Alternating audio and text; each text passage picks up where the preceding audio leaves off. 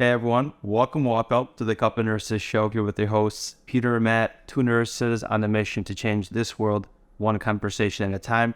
Thank you everyone for tuning in. If you find value in this show, please share and review the show. It would mean absolutely everything to us.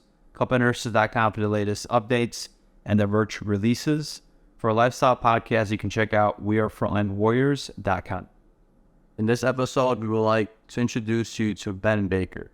Ben is a current ICU travel nurse and a new grad coach who assists new nurses in securing jobs at the nation's most competitive hospitals.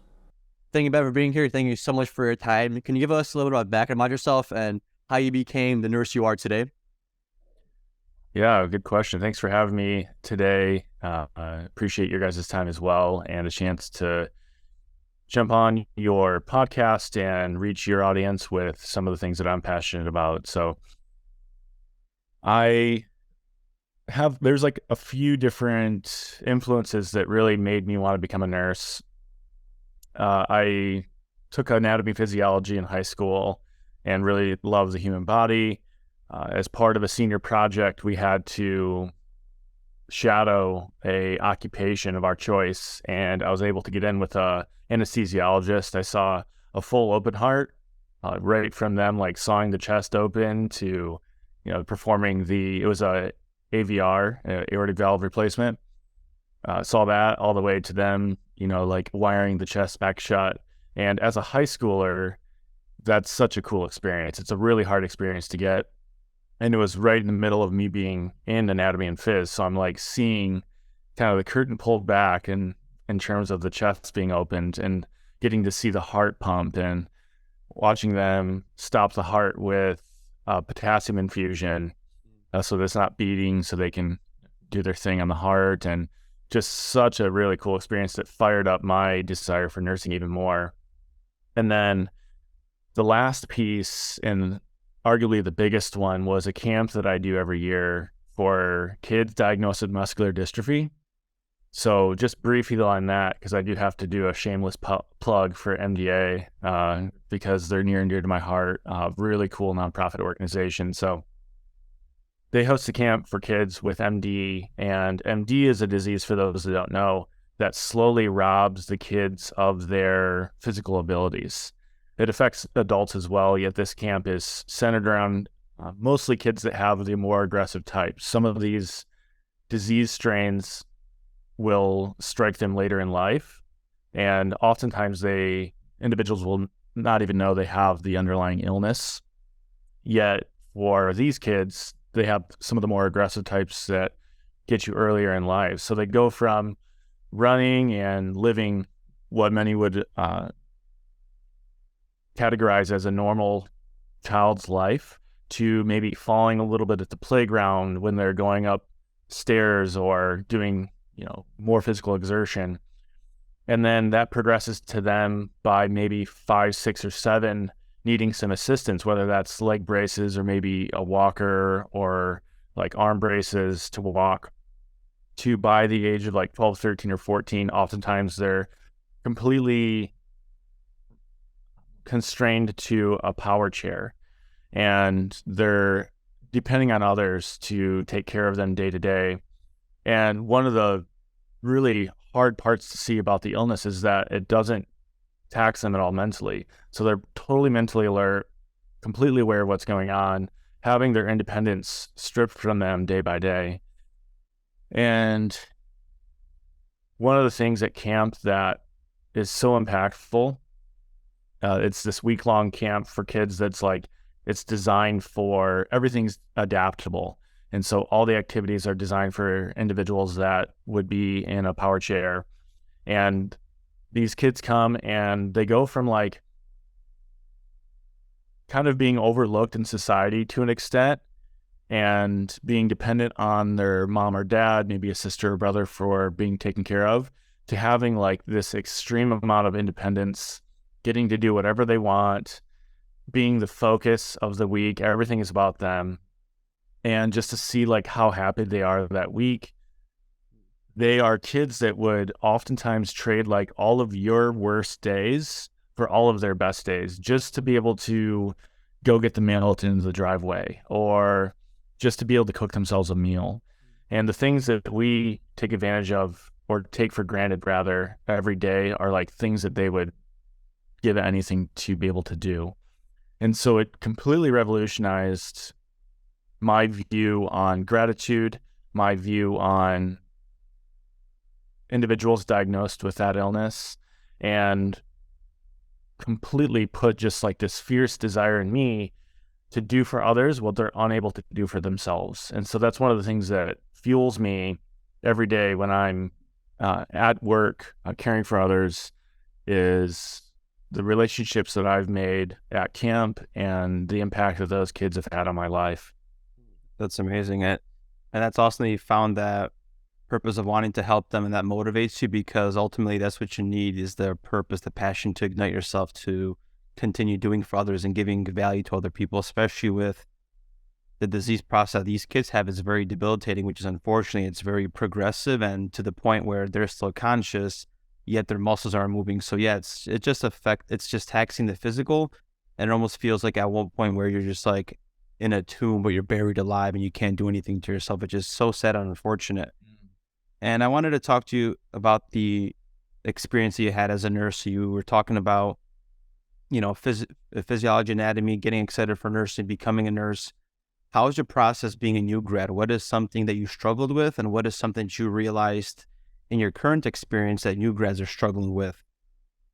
Yeah, that's a good question as well, Matt. Thanks for posing that one. So as a new grad, I had what I call like the checklist preceptor. And so that's somebody that is like, okay, I showed you how to put an IV in. I showed you how to get meds out of the Pyxis. I showed you how to sync an OG or an NG, what have you. And we've checked it off of your orientation packet. Now you're like, my duty's done. I wash my hands of you. Go and do your thing. And so that was my first experience as a nurse. I was on essentially like a kind of like progressive care light. There weren't vents. There weren't titratable drips yet. They were chronically ill, medically frail, telemetry, trached. And that was my initial experience, was that checklist preceptor. And for me, like I just needed somebody to care more. And so I didn't flourish when I first became a nurse. Like there was a lot of things that I was hungry to do well, yet I needed to know how to advocate for myself. Like as a new nurse, I wasn't really good at that. And I was very fortunate to have what I call a mentor. So the difference between a checklist preceptor and a mentor is that a mentor cares about your success as much as you do your own. They support you in your weaknesses, and they highlight your strengths. They build your confidence up. They really want to see you do well. And I flourished under that nurse. Her name's Kathy, still a nurse to this day. She's probably going on like 40 years as a nurse. Yet she really ignited like what I wanted to do in nursing, which was to just be this great nurse, this golden nurse to an extent, really make an impact in the nursing realm. She enabled me to be able to do that. So your initial question was, what are some things that you ran into as a new nurse, and what are some things that new nurses today, could be aware of, or could bring to the top of mind, or, just kind of be looking out for? And I would say one of the biggest things is like, if you have a preceptor that you're not vibing with, that doesn't really seem invested in your well-being. And I want to clarify that, like, as a new nurse, the best thing you can do for yourself is to be aggressive in your learning experience. Like, understand that the preceptor that you have isn't responsible for your learning. Like, you're responsible for your learning. Yet, if they seem to be detached from the mentor, the precepting process, it's totally fine to go to the educator and advocate for yourself and say, talk well of the person. There's no need for insults, etc. Yet just objectively state what you're having problems with and mentioned that you might do better with a different preceptor. So that's one, is that like that's totally fine to do, and I encourage that. And two is that essentially what I mentioned first is just to be aggressive in your learning experience, to go after like new experiences, go after, like if you have a chance to put an IV in, if you have a chance to participate in a code, like anything that comes up, to participate in that, be aggressive, seek out new opportunities. And those two things will get you well on your way. And then also just learning to advocate for yourself is key as well. I just want to show a little bit of background of how we met Ben. So we actually met Ben travel nursing in one of our contracts in California. So this is one of the benefits of travel nursing for anybody out there that is thinking about travel nursing. You can't really do it right outside of school, but more towards the future. After a couple of years of unit nursing, work in a hospital, you could transition. But my question is, Ben, with your experience, you're saying that these new nurses need to be aggressive with their learning. What do you think that these new nurses, these student nurses, these new grads really need? Do they need a higher level of support? Do they need maybe a longer onboarding process than 6 months? Is it more of like the emotional thing? Are they coming to you with stress? What are they really struggling with? Yeah, that's a good question too. I think that like their choice of where they go in terms of working is key. And depending on where they're at, that can be another sidebar conversation, just like how difficult it can be in metropolis areas to get a good experience. So the hospitals that are, like Magnet, those typically have a nursing focus and have a lot of programs in place to support their nurses. Yet they can also be difficult ones to get a new grad position in, because that's where everybody is trying to work. So being selective with where they start their time is going to, and by time, I mean like where is their first new grad job?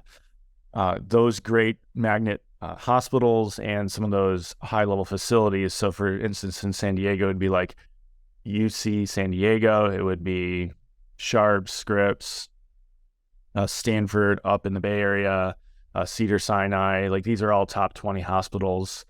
Those are really difficult to get into, but they are going to have a better experience and more support for a new nurse. So that's one, is like being selective with where you go as a new nurse. Two is, one thing that's really difficult for new nurses is like imposter syndrome.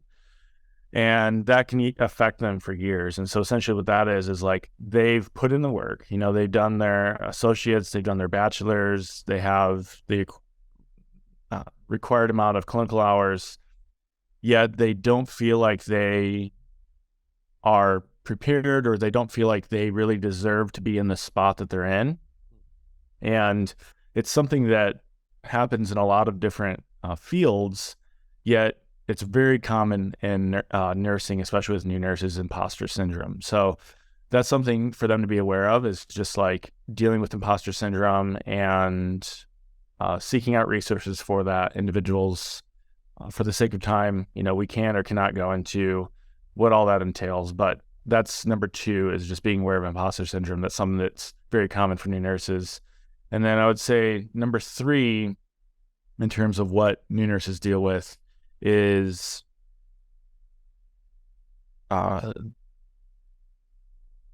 importance of taking responsibility for their learning. So we touched on that. Yet to expand on that a little more, one of the things that they can do is, if they have, this is like a simple implementable activity, and that would be that whenever they have a question for their preceptor, or they're not sure how to approach something, going to their nursing resources and diving into things like Mosby's or UpToDate, or even Dr. Google, and finding, like a reliable source on Google, trying to find the answer themselves, and then bringing that to their preceptor, instead of just wanting to be spoon-fed all the information. Like, the reason that that's great is because it's going to show their preceptor that they're serious about their learning, um, it actually increases the likelihood that they're going to retain the information because they're active in the learning process instead of being just like reactive in their learning. They're being proactive. And so they're going to learn faster. Their preceptor is going to be more impressed with how they're approaching things. And that's going to open doors for them as well, because when they're operating at a higher level, administration is going to be happier, management, leadership, and that's going to increase trust on the unit for them quickly. So those would be the top 3 things I would say. You bring up a lot of good points. So one of them is new nurses struggling with imposter syndrome, and imposter syndrome started very early on for themselves, even before nursing school, whether it was trying to take a test and you doubted yourself with your abilities, where this progressed into being a new grad, where you doubt yourself of your abilities that you learned through these experiences to go start that IV, put in that Foley, the NG, whatever it is, insert right with your preceptors. So I think it's very crucial to build the confidence in yourself and your worthiness where you don't have the imposter syndrome, because you make one of the points for new grads is to try out these new experiences. But if they're continuously holding doubt and self-doubt, they're going to have a hard time going for these new experiences. They're going to rather not do it for the safety of their own well-being, because if, they're going to feel scared that they might make a mistake that might hurt the patient, or they might get upset, or the preceptor might get upset at them. So this imposter syndrome is definitely something that creeps into multiple areas of your life as a new grad, or just in general, your whole entire life experience. And I wanted to back it up a little bit before even getting into the hospital. So let's just say this perfect scenario. We graduated nursing school. We got our license officially with the state. What is your process like? What are your tips for new nurses trying to land their first job in these big hospitals or hospitals in general? Would you go on LinkedIn? Would you go to the hospital website? What does that process look like for you? Yeah, absolutely. So there's a delineation that I think is helpful here on the front end before we get into it. In like more rural areas or small towns, etc. For example, like the regional hospital where there's like a community college nearby that has an ADN program, getting into that regional hospital from the ADN program is pretty easy. Like, it's very common for those regional hospitals to use those community colleges or maybe a small university nearby to pull their nurses, and they hire a lot of the graduates. So there's not really a large challenge for those small town nurses to get a job right out of nursing school. Now, conversely, in metropolis areas, for me, I'm in California, so like San Diego, LA, San Francisco, maybe on the East Coast, it'd be like Nashville, New York City, Chicago, where you guys are at. It is actually very difficult and highly competitive to get a new grad position. And here's the reason. In California, there's just under 150 nursing schools in the state, and they're all kicking out about 40 to 50 graduates per semester, and they're doing that twice a year. And so that ends up being like 15,000 nursing students are entering the market per year, roughly. And if they're trying to get into one of those facilities that's going to take good care of them, that's a top 20 hospital. And so here's essentially 800 open positions per year, 800 to 1,200 open positions per year, with a supply of 10,000 new grads that are trying to get into those hospitals. And so that's what's happening in California. There's similar things happening in other states, especially, like I said, in metropolis areas. And so that's the reason these nurses are having such a hard time getting a job right out of nursing school.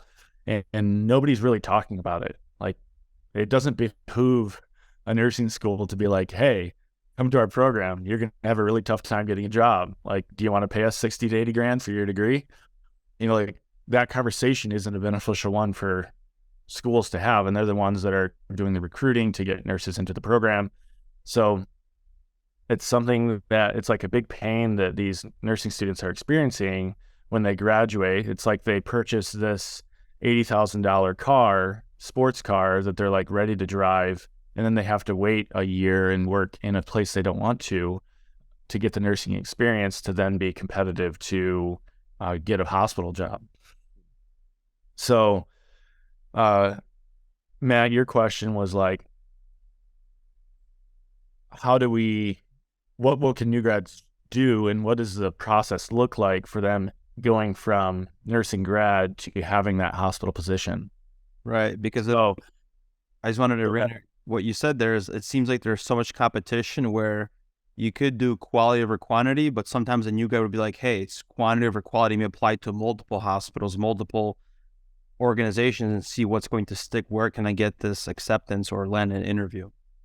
Yeah, you got it. You're spot on. So one of the things they can do is, or one of the things they have to do is cast a wide net and apply to multiple different positions. The individuals that I've had the pleasure of working with, these are highly capable individuals. They've graduated from like UC Santa Barbara. They've got like a 3.9 GPA. They're bilingual or trilingual. They've had some medical experience. Yeah, they're still having a hard time getting a job, and they're putting in like 20 to 30 applications and having nothing. So it is a requirement. Like you have to at least cast a wide net and put in a bunch of applications. Another thing that's key is that like they have their resume dialed. Like the resume opens the door and the interview allows you to walk through the doorway. So to get an interview, you have to have a resume that's going to get past what's called the ATS, the applicant tracking system. And it has to be one that sells you well on paper. And then once you have unlocked the door to be able to walk through it, you have to get an interview. And so not only do you have to get that interview, but you have to nail the interview. So you have to be able to know how to sell yourself in person in the interview setting as well. And then that's what's going to garnish you that win of getting an offer at like your dream job, more or less, facility that's going to pay you well, that's going to support you well as a new grad, and is going to have the culture that you want, where nurses aren't eating their young, yet it's supportive. They want to see you win. They want to enable you to be aggressive in your learning experience and climb that learning curve. It's a pretty difficult learning curve as a brand new nurse, especially with like a lot of sim lab clinicals during COVID, et cetera. Like students are having decreased actual bedside experience in nursing school. So those are essentially the top things, the main things that are going to allow them to step into a position faster as a new grad. And Ben, you mentioned the whole interview process, where that's like one of the key steps of getting in. That's where you gotta let your personality shine, just who you are as a person. What are some common questions that people might get asked as new grads? Because I'm applying to a new job, and one of the questions that I get asked is gonna be a little bit different because I've been a nurse, so they're gonna ask me different questions. One of the questions that I was asked was, name a time when you were in a stressful situation between a patient or a physician, or just a time on the unit. And I had to explain the different situation that I had between a patient and a doctor. So what can nurses kind of expect from the interview process? That way they're not so anxious or so scared of it. Because I remember me walking in, I went to like a little job fair as a new grad. Like the hospital was hosting a job fair, and I came in with my white nursing lab coat, all happy with my binder full of like documents, paperwork, Care like plans. care plan, my research paper, Right. all that, looking all nice. And like you look all nice, but then you finally sit down and they ask you these questions, and you're like, damn, I just forgot everything that I did in the clinical nursing school. Like, I don't know how to respond.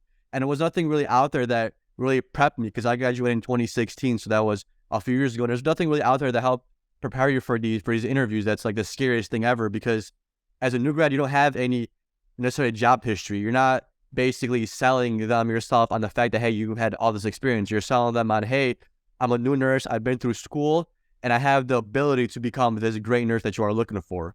So how can maybe new nurses sell themselves, or what can they expect from the whole interview or the dialogue or the conversation they're going to have with their manager or their recruiter? Yeah, you're spot on, Peter, with the delineation of like, it's a lot easier to get a job as a veteran nurse than it is as a new grad. And once you have that year or two of experience, it's a lot easier to cruise around and go to a great facility, et cetera. And but you're correct in that these new grads have a big hurdle to jump in not having a lot of experience and not having been through a nursing interview process. Like for a lot of them, this is their first time in a formal interview because they were working a entry-level job through college. So it's real life that they're coming into this interview maybe anxious, a little scared perchance. And we know from research that like when our body's releasing stress hormone, when it's pumping out cortisol, like for the majority of us, our brains don't work as well when we're under a tremendous amount of stress or anxiety. And so knowing what to expect in the interview process can be really helpful for them. So on that note, there's 4 main questions that they're almost always going to get asked in the interview process, and that'll account for like 30 to 50% of the questions they get asked overall on average. So number 1 is the conflict question, like you mentioned, that you got. That's very common. Like, tell about a time that you were wrong, you knew you were wrong, somebody else was right, whether that's a coworker, doctor, patient. Like, how did you handle the scenario? Or tell me of a time that you were under tremendous stress. How did you respond? Or tell me about a time that you had a disagreement with a coworker. How did you handle it? So with those, one thing they can do is use the acronym SOAR, SOAR. And the reason that the acronym is helpful is because it's like kind of a frame, a structure in their head that's hard to forget, where they can respond in real time, even if they're under some stress during the interview. So it stands for situation. I'm going to blank now. We'll cut this part out. Situation, obstacle, action, and result. So situation would be like kind of the backstory. It's almost like ASPAR in a sense. So what's the background? Obstacle being like, what hurdle did you run against? What was the conflict? Action is like, how did you handle it? And then result is, what was the positive result from you taking this action? So some of the things for them to look for when they're thinking about this question and how to respond to it best is it's important for this to be a scenario where you had a positive result, right? You don't want it to like flop and say, this is what I did, and then it all falls apart at the end. This is something that they can start now, like looking for conflict scenarios on the job or, in school, what have you, and approaching it in a positive manner so that they are kind of front-loading themselves with responses during the interview. And so the best way to handle conflict, just as a little aside, is to bring that individual into a private location. So we always praise in public and we punish in private. So when we have compliments for others, it's important that there's somebody else that's there to hear, because it feels great to be complimented in public. And it makes you look great as well to speak well of others. And then if we have punishment, which could be thought of as like correction, if there's conflict, we want to do that in private, because doing that in public just is really messy and not professional. So it's important that they start handling conflict in that way, doing it in private, being objective, not talking about like what that person did and kind of like blaming or attacking, but rather talking about how it made them feel. Like, make it about you, because conflict goes over so much smoother when you talk about, when you did A, B, and C, it made me feel this way. So doing it in that way, and then trying to detach from the conversation emotionally and understanding that you're just a person having a potentially emotional conversation, that the emotions are on the bus, but they're not driving the bus. They're not in control. That can really help with those kind of scenarios as well. So that's conflict, like the conflict question. Another question that they can get is, like, what do you bring to the table? Like, what are your greatest strengths? And in this kind of a scenario, you're basically just bragging on yourself. That's an easier one to mention. But you want to just talk about like your employable qualities. And it's also important to weave that into a story. And so there's a lot of research as to why that's important, but like from the beginning of time, before like handwriting was even invented, well, we communicated information through stories. So our brain is hardwired to remember stories a lot more than just a list of information. And so instead of like listing your strengths, I'm detail oriented, I am a great communicator, etc., like that's going to put the manager to sleep.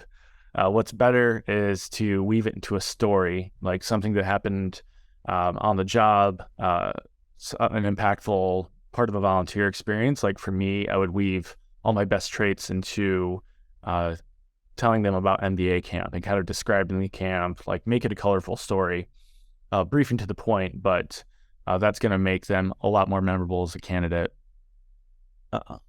There's two more, and I'll cruise through these, but third would be the case study scenario. And so especially at a high-level hospital, they're going to have a case study where the manager talks about, like, here's the patient vital signs, here's how they're presenting, like, go, what would you do?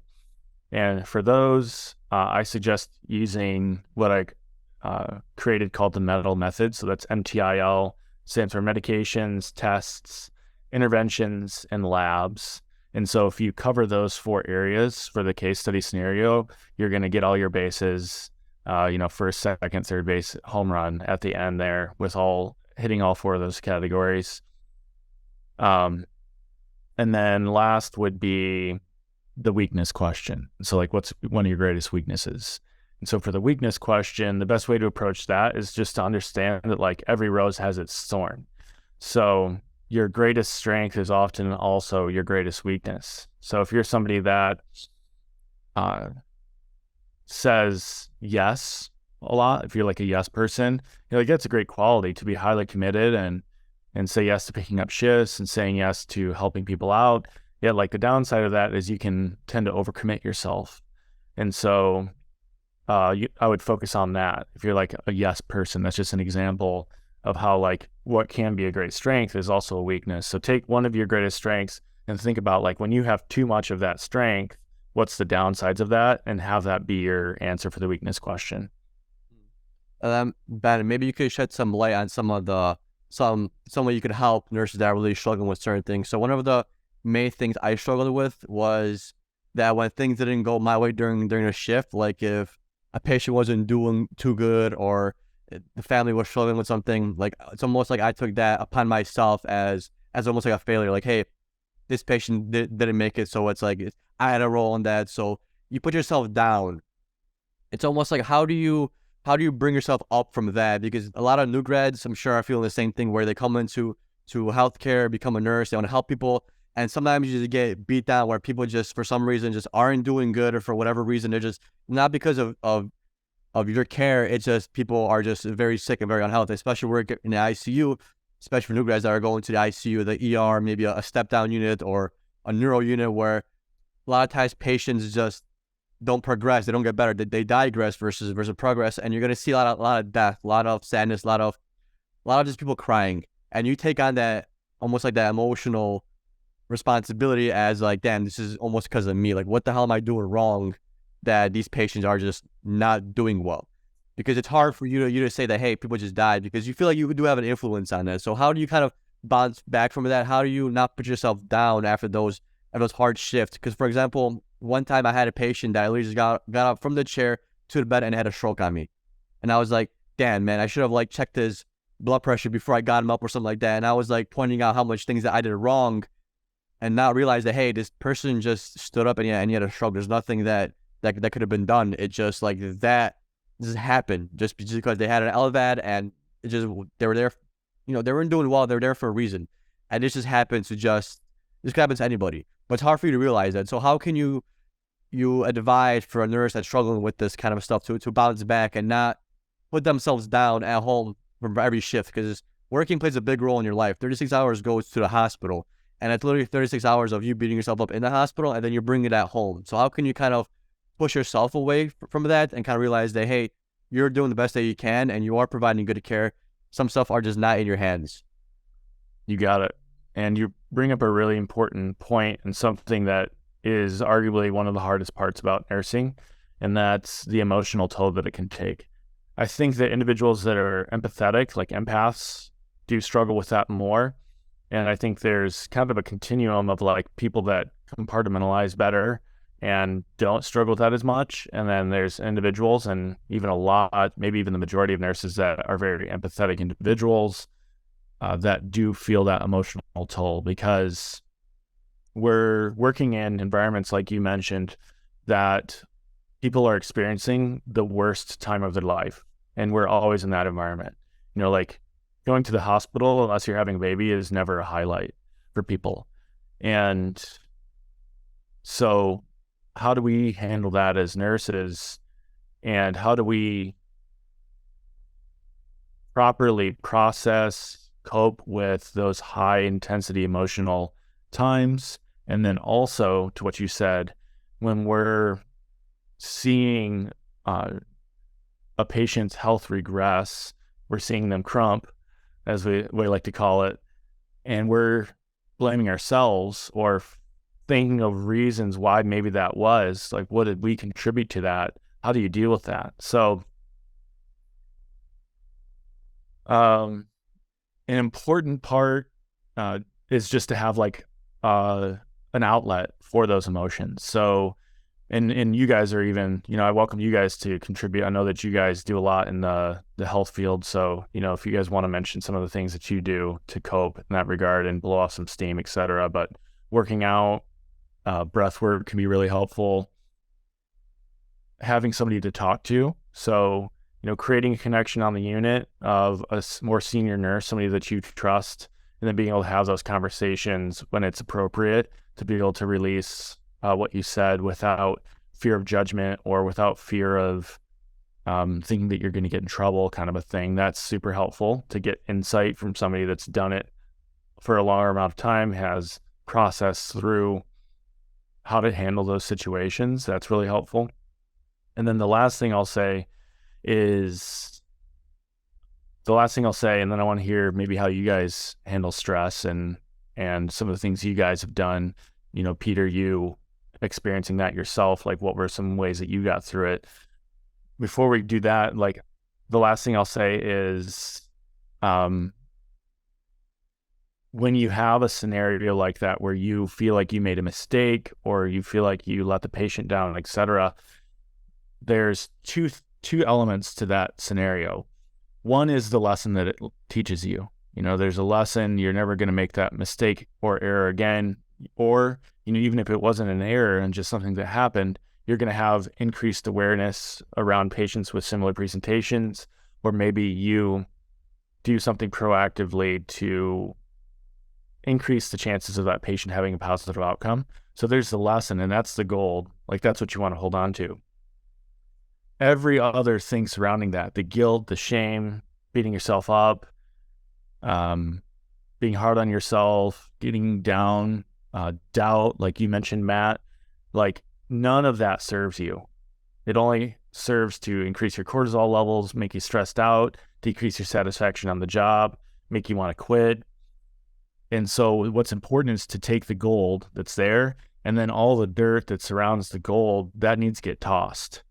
You need to release that. You need to realize that that is your enemy, that it's out to get you in a sense. It wants you to throw in the towel, and that's its only goal, and that's the only thing that it's good for.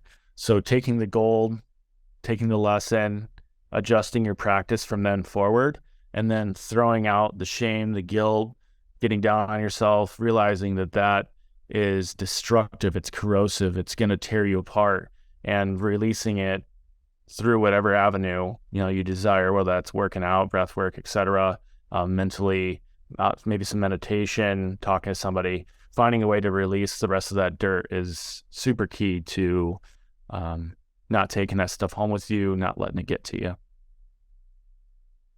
You bring up a lot of good points. One thing I want to just emphasize, something I'm just thinking about right now, being a new grad, being a nurse, and now like getting into all this mindset stuff, is we could have all these creative outlets to stem the buildup of all this frustration or the guilt and shame that we're feeling. But ultimately, we have, before that even happens, is just like if you're doing inner work on yourself, right? You're going to journal and meditate and see what is your inner dialogue. If you're having those self-limiting thoughts, or just like you said, those negative thoughts, they're not serving you, but only increasing the cortisol level in your life. So if you are a new nurse or any kind of nurse that's struggling with something that you feel guilty, shameful about that you did on your shift, just detach yourself, just like you said, from those emotions, because those emotions are just on the bus, right? They're not riding the bus. So therefore, catch yourself when you're saying something limiting to yourself, where it's not serving you. Like, I should have done this. I'm such a bad nurse. And like, hey, I am not a bad nurse. And you just reframe that language, because if you don't reframe that language on the subconscious level, you're going to continuously having that buildup of frustration, shame, shift after shift. And yeah, you could get off your shift and go work out and blow off that steam, but that's still a band-aid approach to the main core, which is you talking down to yourself. So any nurse that's listening, just like you're doing self-care for yourself and journal, maybe you could journal about your shift or take 10 minutes to meditate on it. And, maybe you're going to have something negative that pops up during your shift. Self-soothe yourself. Hey, I did everything I could have on that shift, or in your case, right? I did everything right. I checked his vitals. They were good before. I checked his labs. Nothing that I could have done would have prevented this from happening. Just to reframe that negative story that you told yourself. Yeah, that's a really important reminder, Matt. And it makes me think of two things. One is a really good book recommendation that deals with all of that stuff it's revolutionized my self-talk, and it's called Untethered Soul. I think it's by Michael Singer. And really good. Basically, about the roommate. What's that? It's about the roommate, right? It's a good book. Yeah, for sure. It's that individual in your head that like is always talking to you, and being able to kind of like change that self-talk and also detach yourself emotionally. Like, that's a really hard thing to do.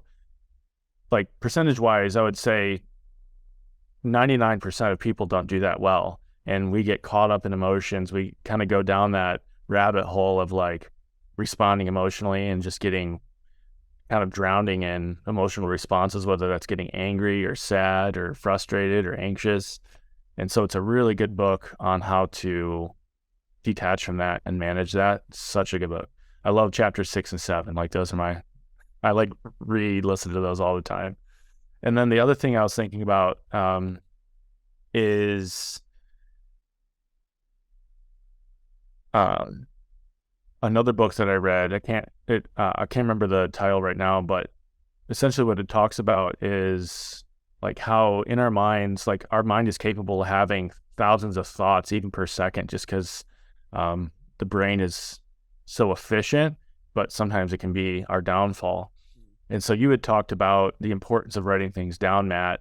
And what that does is like we have all these swirling thoughts, and they can shape shift, and they're kind of liquid when they're in our head, and in terms of like they can just really get blown out of proportion. Yet when we journal and we write those things down, basically we're commanding them to enter a concrete state where we can objectively look at them on a piece of paper and analyze them. We can be like, gosh, like this thought process is totally faulted. Why am I worried about A, B, and C? And that's a huge benefit of journaling, writing things down, is just taking the thousands of thoughts that can shape shift and get us worried, anxious, whatever, stressed out in our head, commanding them to take their concrete form on a piece of paper. And so I appreciate you mentioning both of those things. And Ben, what is Next Level Nurse? Why did you start it? What can people expect from it?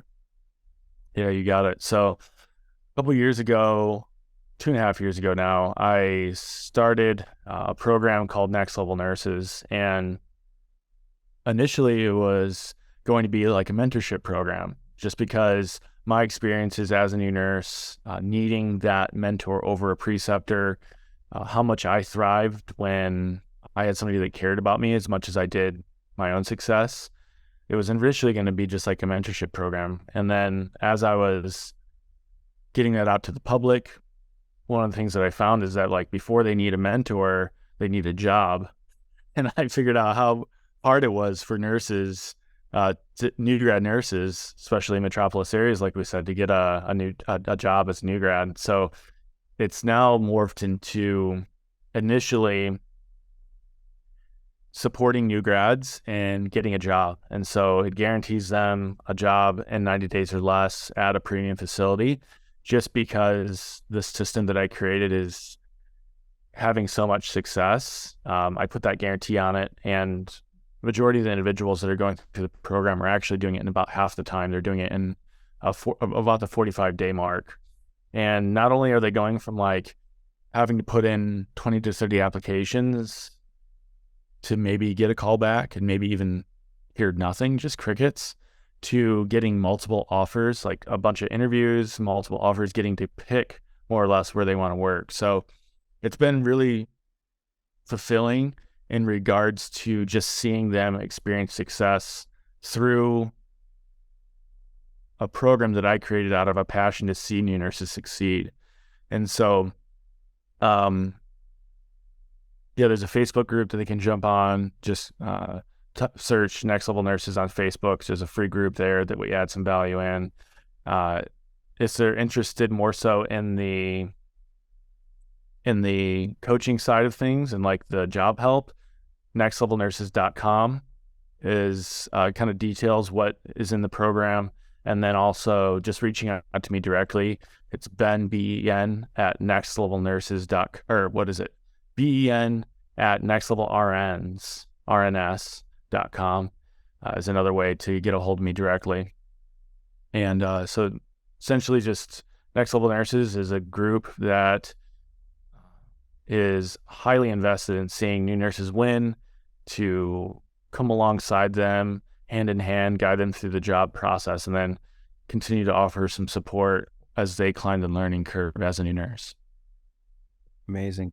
And one last question we like to ask all of our guests before we end the show. So if you had the opportunity to have a cup of coffee one last time with anybody, who would it be and why? That's great. Is it, are there any limits? Can it be Dead or alive? Okay, awesome.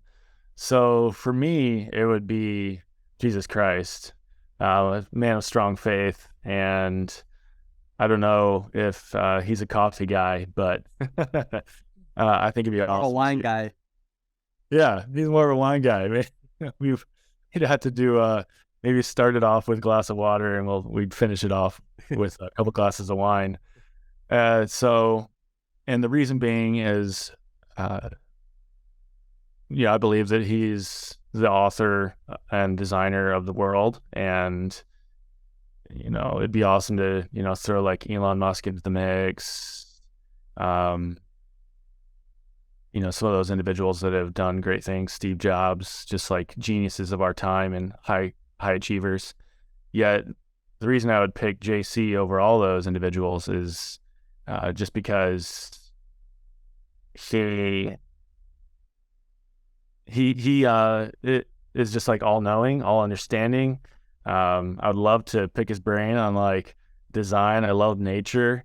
So, like why he did what he did. And, it's like the unlimited information wellspring there. So that'd be my guy. Awesome. Well, Ben, thank you for your time hopping on the show. There's so much more to talk about, like nurses eating their young, how do hospitals retain nurses. So maybe we can hop on another show for that, but You got it. thank you for getting on, sharing your wealth of knowledge for what you do for new grads to help them get their job, because we need more better nurses in the workforce. And ultimately, you're changing the culture by shifting new grads' perspectives on how they should be as nurses. So thank you for that. Keep doing what you're doing, and we'll see you on the next episode maybe. Awesome. You got it. Yeah, I would love to come on again and chat with your group, get a good conversation going with you guys, and appreciate your time today and what you guys are doing for the nursing community. It's very needed, this informational content and these important conversations. So good on you guys for creating a space for that. Awesome. Thank you, bud. Appreciate it. All right. We'll see you guys. Oh, I gotta go. I've been working, told them please don't hit my phone. I'm in my zone, bruh, just leave me alone. Was on the road, but I swear I'm coming home. Now the drinks on me, I think we need a toast. See, I did it for me. Now my